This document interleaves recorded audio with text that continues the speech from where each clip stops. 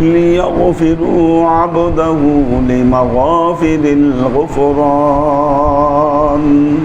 فنشهد أن لا إله إلا الله وحده لا شريك له ونشهد أن سيدنا وسندنا ونبينا محمدا صلى الله عليه وسلم فصلى الله تعالى عليه وعلى آله وأزواجه وذريته وأهل بيته وأحبابه وأصحابه الأجمعين إلى يوم القيامة. أما بعد، عباد الله، توبوا إلى الله وادخلوا في السلم كافة ولا تتبعوا خطوات الشيطان إنه لكم عدو مبين. ولتنظر نفس ما قدمت لغد واتقوا الله إن الله خبير بما تعملون. عباد الله، واعلموا أن الله تعالى كرم هذه الأمة بالشهر رمضان وبليلة القدر. وقد روي عن أبي هريرة رضي الله تعالى عنه أنه قال: من قام ليلة القدر إيمانا واحتسابا غفر له ما تقدم من ذنبه. وقال رسول الله صلى الله عليه وسلم: فالتمسوها في عشر الآخر من شهر رمضان. وقال رسول الله صلى الله عليه وسلم: تحوروا ليلة القدر في العشر الآخر الوتر من شهر رمضان. وقال الله تعالى في كلامه المجيد وفرقانه الحميد: إنا أنزلناه في ليلة القدر وما أدراك ما ليلة القدر ليلة القدر خير من 1000 شهر تنزل الملائكة والروح فيها بإذن ربهم من كل أمر سلام هي حتى مطلع الفجر. وقال رسول الله صلى الله عليه وسلم: من اعتكف يوما لوجه الله باعد بينه وبين النار 3 خنادق ما بين السماوات والأرض. وقال الله تعالى في كلامه المجيد وفرقانه الحميد: وإذ جعلنا البيت مثابة للناس وأمنا واتخذوا من مقام إبراهيم مصلى وأحدنا إلى إبراهيم وإسماعيل أن طهر بيتي للطائفين والعاكفين والركع السجود.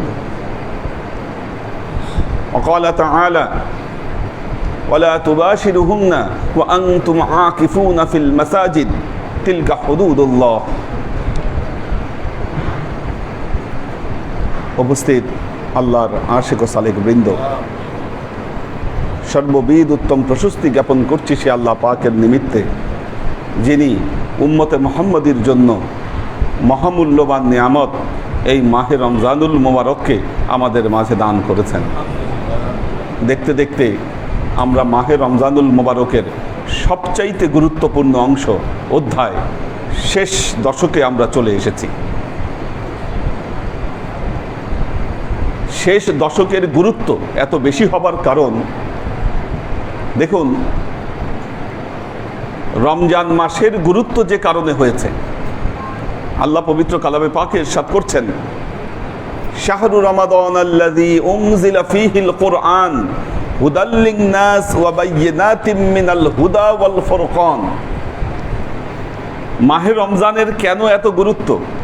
আল্লাহ বলছেন, এই কারণে গুরুত্ব, আমি কোরআনকে মাহে রমজানুল মুবারকে অবতীর্ণ করেছি। কোরআনের বরকতের কারণে রমজান মাসের বরকত বেড়ে গেছে।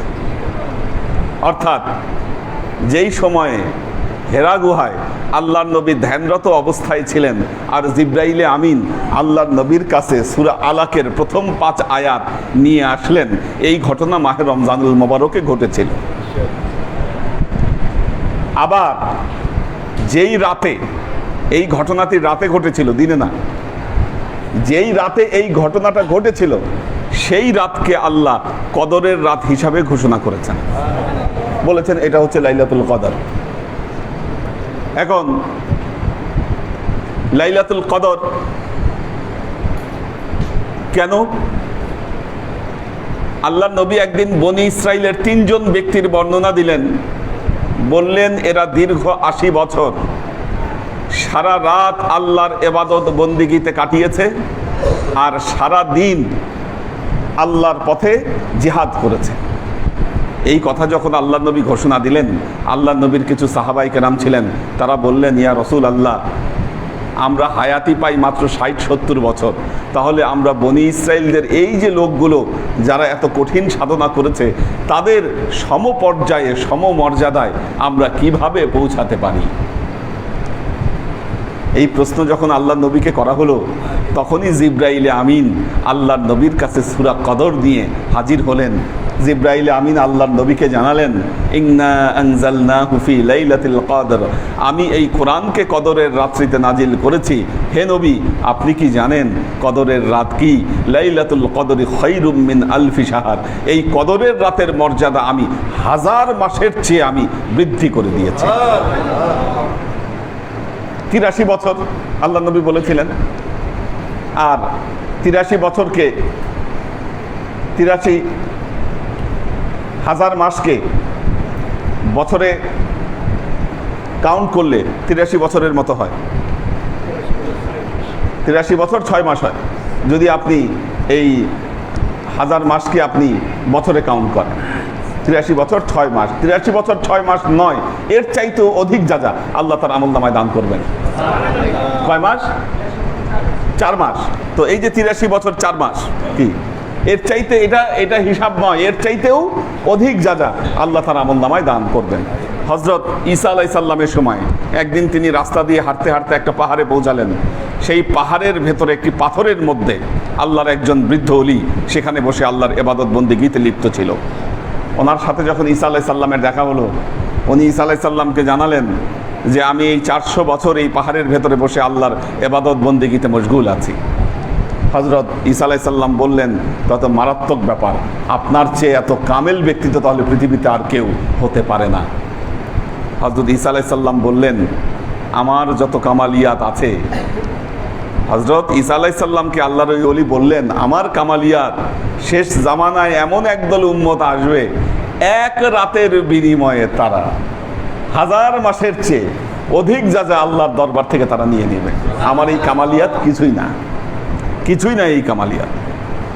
তখন হযরত ঈসা আলাইহিস সালাম আল্লাহর দরবারে সেজদায় পড়ে গেলেন, বললেন, আল্লাহ তুমি আমাকে এই নবীর উম্মত হবার তৌফিক তুমি দান করো। আল্লাহ হযরত ঈসার এই দোয়াকে কবুল করলেন। হযরত ঈসা আবারও দুনিয়ায় আসবেন, কিন্তু তিনি নবী হয়ে নয়, উম্মতে মুহাম্মদী হয়ে তিনি দুনিয়ায় ফিরে আসবেন। এই হচ্ছে লাইলাতুল কদর।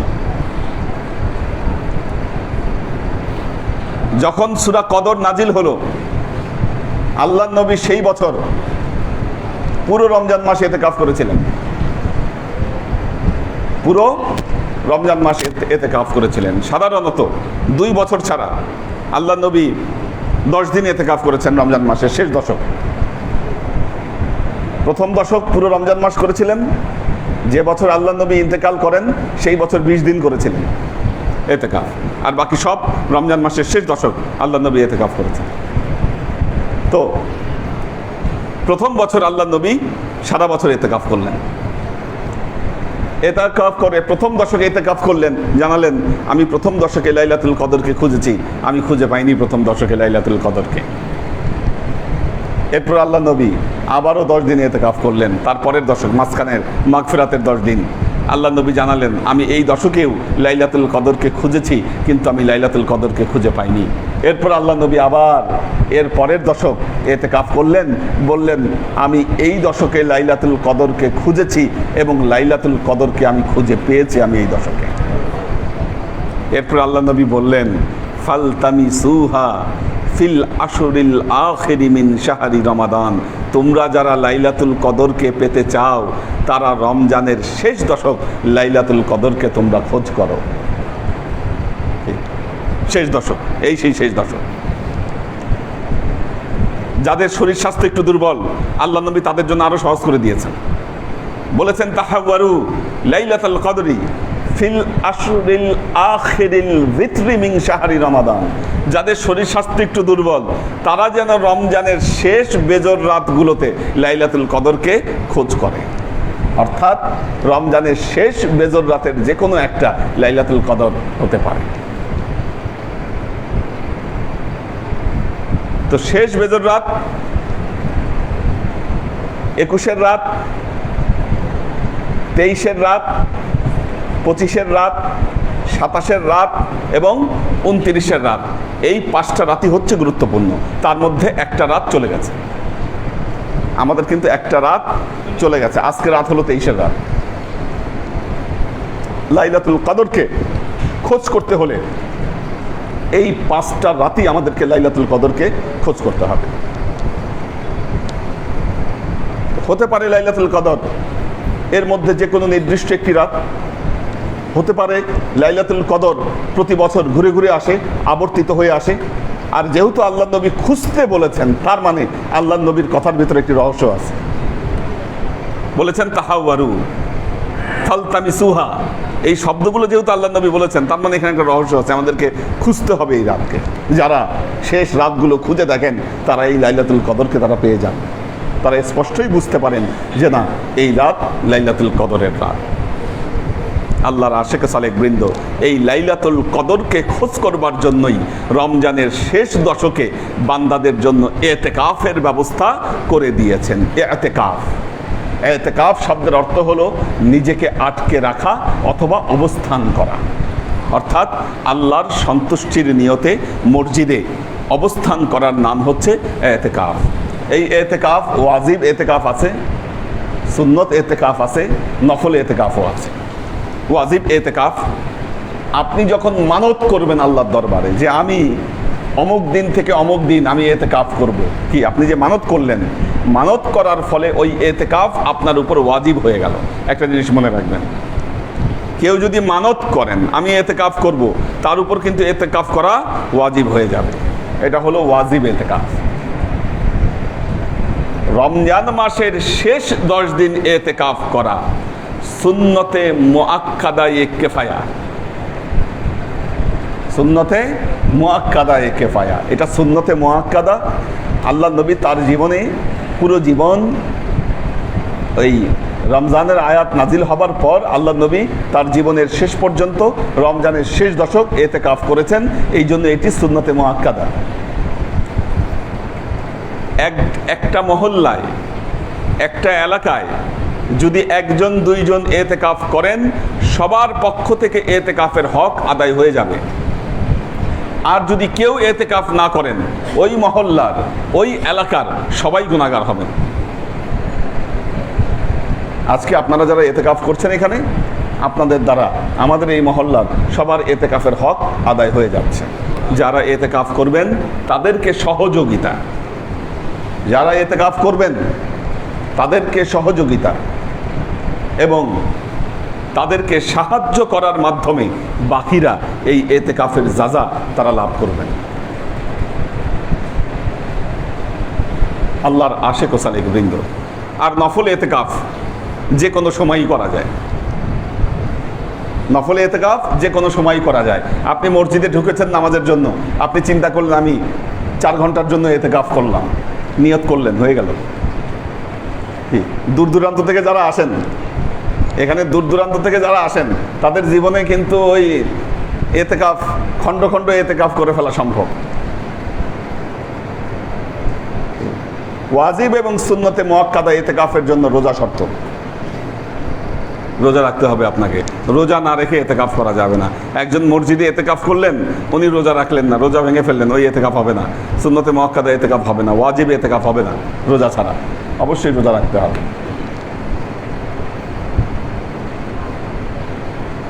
আল্লাহর আশিক ও সালেক বৃন্দ,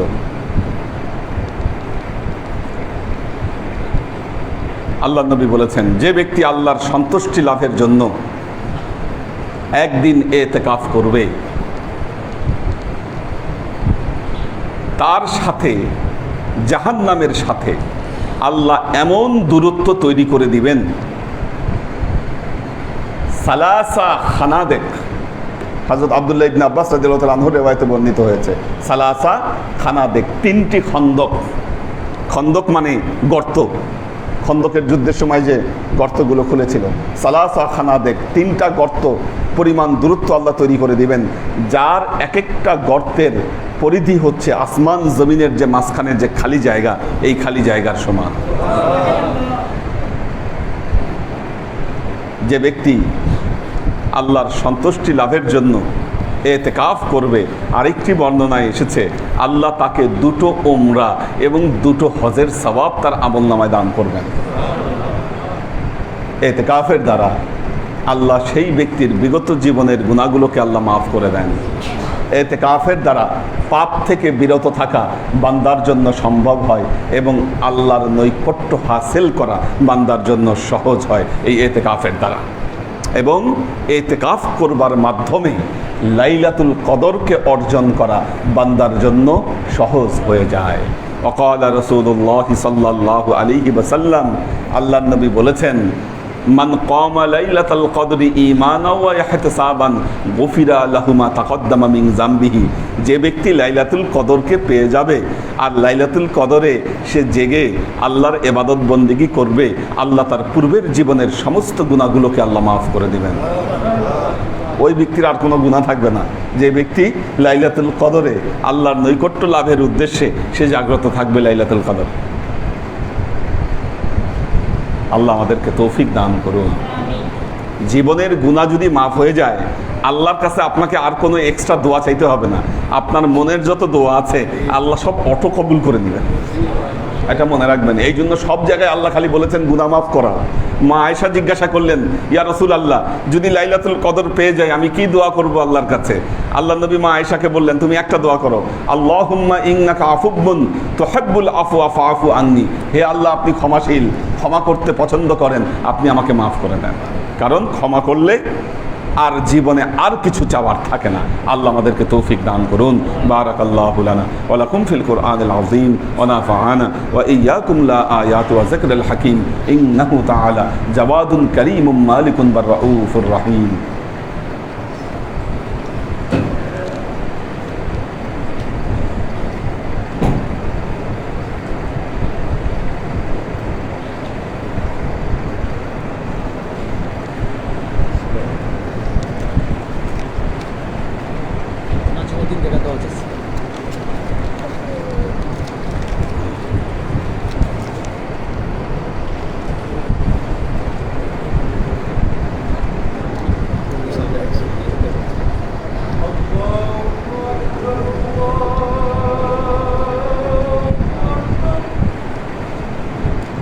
তারাবিতে আসুন না এখন?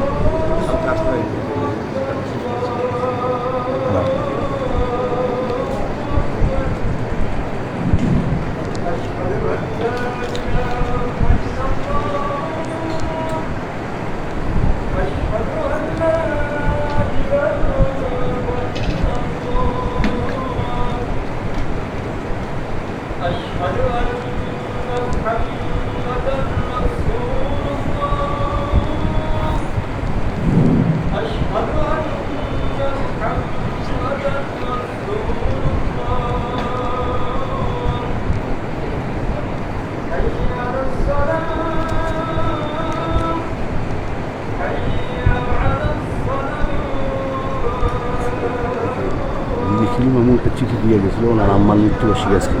চিঠিটা তো আমি আপনাকে দিতে পারিনি, নিচেই ছিল আপনার সিটের। কার? মাইনুল ইসলাম যুবলীগের সেক্রেটারি। ও আচ্ছা।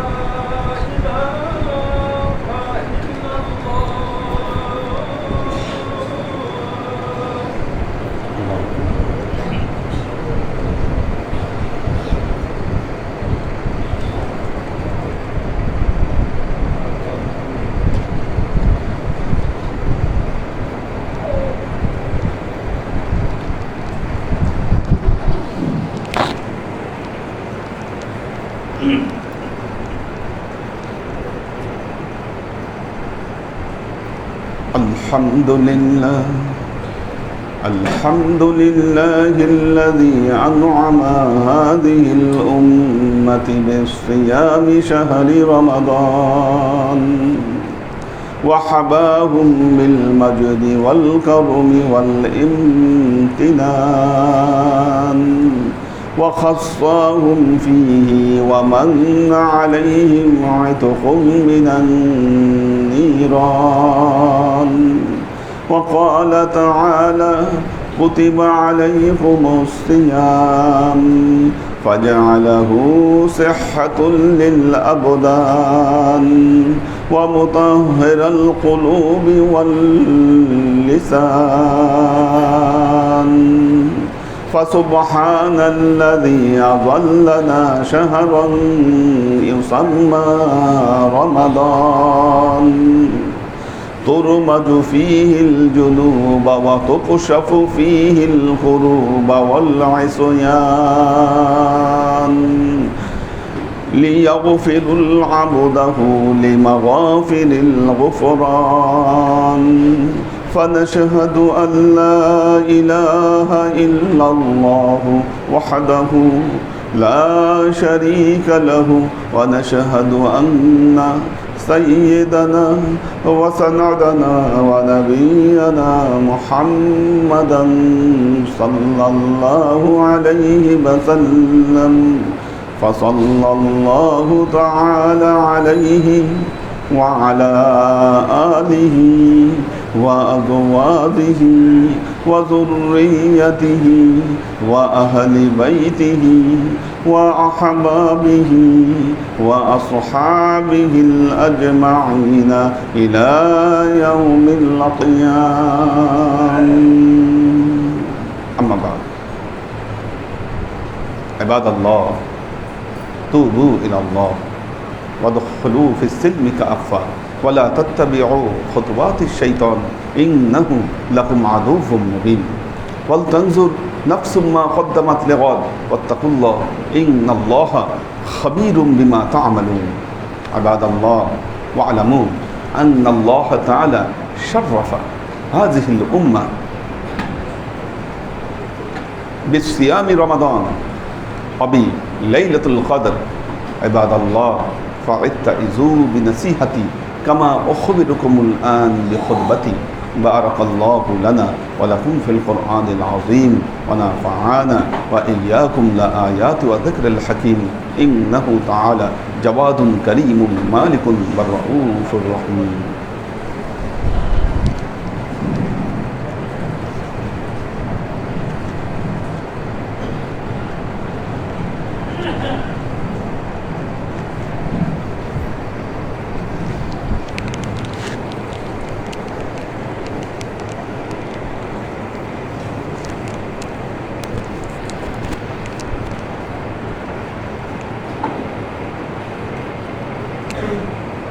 লেগে আছে কথা কিন্তু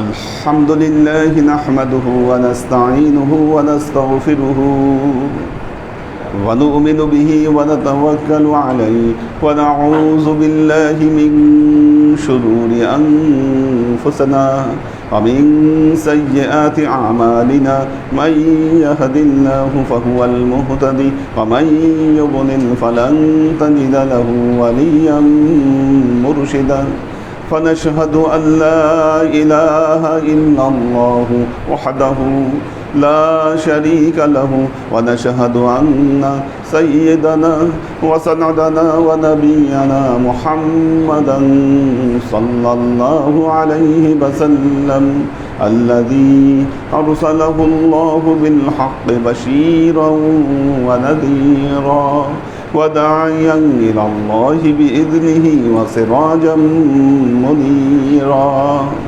وقال تعالى إن الله وملائكته يصلون على النبي يا أيها الذين آمنوا صلوا عليه وسلموا تسليما اللهم صل على محمد وعلى آل محمد كما صليت على إبراهيم وعلى آل إبراهيم إنك حميد مجيد اللهم بارك على محمد وعلى آل محمد كما باركت على إبراهيم وعلى آل إبراهيم إنك حميد مجيد اللهم صل وسلم ورحم وبارك على سيدنا ونبينا وشفيعنا وحبيبنا وقرة أعيننا محمد صلى الله عليه وسلم وعلى آله وأزواجه وذرياته وأهل بيته وأحبابه وأصحابه الأجمعين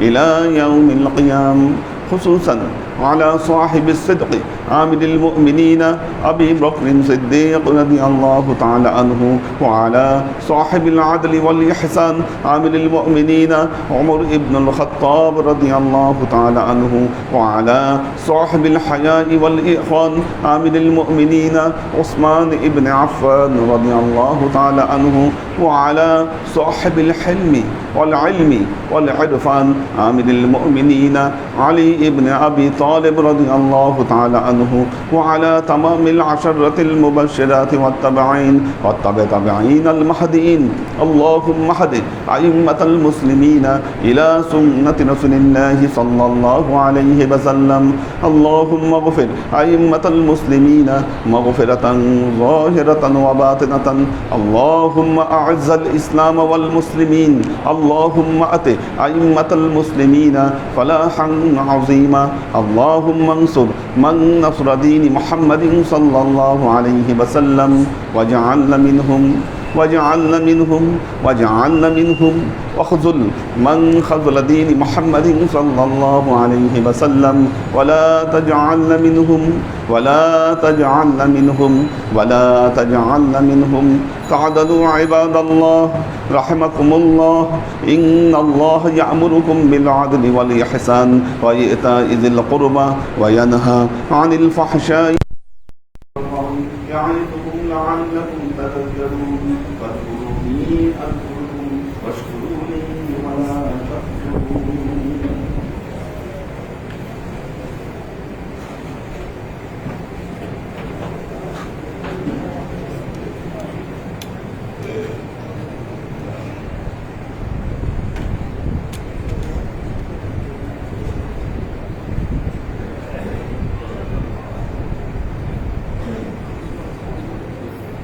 الله أكبر الله أكبر الله أكبر الله أكبر أشهد أن لا إله إلا الله أشهد أن لا إله إلا الله أشهد أن محمدا رسول الله أشهد أن محمدا